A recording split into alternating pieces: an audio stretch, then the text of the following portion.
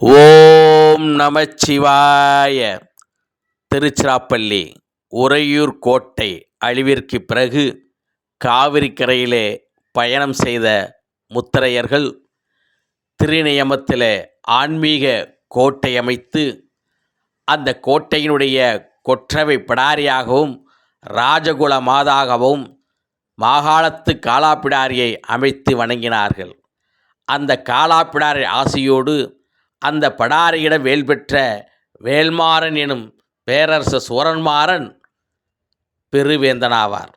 அவர் போருக்கு செல்கின்ற போது கொற்றவை படாரிக்கு உரிய வாகைப்பூவை சூடிக்கொண்டு போருக்கு சென்று 16க்கு மேற்பட்ட போர்க்களங்களிலே பெருவெற்றியை பதிவு செய்தவர். ஓலைச்சுவடியில் இருந்த தமிழை கல்வெட்டிலே பதிவு செய்து தமிழ்தாயின் தலைமகனாகவும் தமிழுக்கு மெய்கீர்த்தி கண்ட முதல் வேந்தனாகவும் இன்றும் வணங்கப்படுகின்றார். திருநியமத்தில் 1008 லிங்கங்கள் அமைத்து வணங்கிய ஆன்மீக சித்தன்.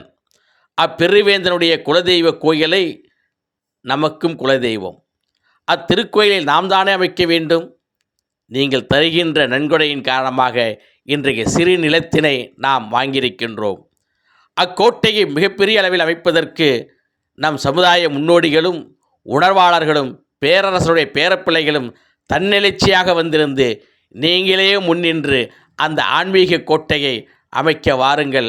காலாப்பிடாரி உங்களுக்கு வரம் கொடுப்பால், பேரரசர் உங்களுக்கு துணை நிற்பார். வாருங்கள் உறவுகளே. நன்றி.